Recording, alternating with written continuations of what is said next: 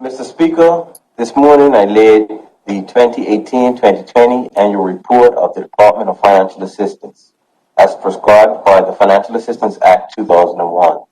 Section 3.4, which states, the Director shall, as soon as practicable, after the end of the government's financial year, make to the Minister and publish in such manner as he thinks appropriate a report of his activities under this Act for that year. Mr. Speaker, let me first state that the tabling of this report is delayed as a result of a number of changes in administration beginning in 2018 when the new director was appointed. The department also experienced two ministry changes, and then the COVID-19 pandemic preparations impacted the output of this report.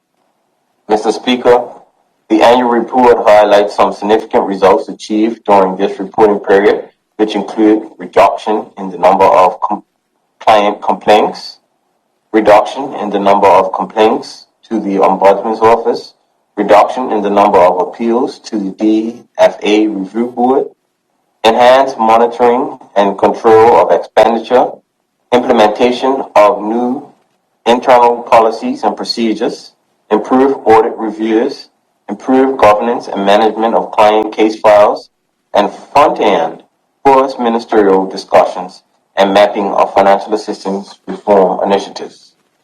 Mr. Speaker, WAC continues in earnest to improve the quality of the customer experience. The team is seriously working on transforming the service delivery from mediocre to professional and high quality level delivery. This has led to a decrease in the number of complaints lodged with the Ombudsman's Office and the former ministries. In addition, there was a marked decrease in the number of appeals referred to the review board requesting overture or decisions meted out from the director's office. With the implementation of community pre-screening activities by the social workers, applicants who are unable to attend the offices in Hamilton can complete the process in the comfort of their own homes. This is just one example of improved service available particularly for the elderly and disabled, the two largest categories receiving assistance. The new intake process has reduced the time period between receipt of application and the resulting decision.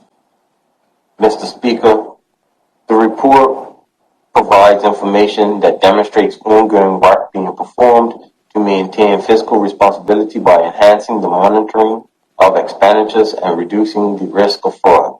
Stringent procedures were implemented to ensure that the investigative officers utilize compliance guidelines and worked more closely with the Attorney General's chambers to standardize payment agreements to reduce receivables and discourage fraud. During the 2018-19 fiscal period, 2 cases of suspected money laundering was reported to the Bermuda Police Service. The outcome of these cases are still pending.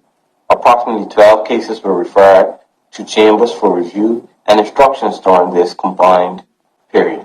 This is an exercise used to persuade offenders to commit to reimbursing the public purse. Mr. Speaker, during the final year of the risk reporting period, the department underwent an organizational review conducted by a management services consultant team. The outcome of this assessment indicated that certain changes were required in order to realize an optimal framework and improve efficiencies that would ensure current and projected demands are met.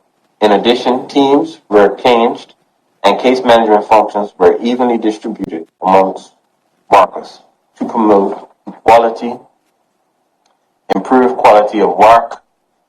New process and procedures were introduced and implemented for good governance. Mr. Speaker, the report illustrates a 5-performance trend for the department.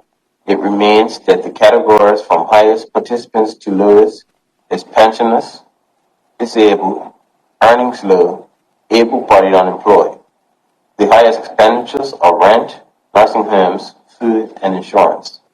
There is little change in these categories from period to period. Similarly, the daycare program trend does not show any significant change throughout the years. Mr. Speaker, in February 2018, the Financial Assistance Reform Group presented recommendations to Cabinet, but unfortunately this presentation was not successful and members of the group were requested to revise their submission in an effort to gain subsequent support. Following a revision, the newly proposed reform strategy put before Cabinet contains 17 objectives and 30 recommendations. These recommendations received favor and were published on the government's portal for public consumption.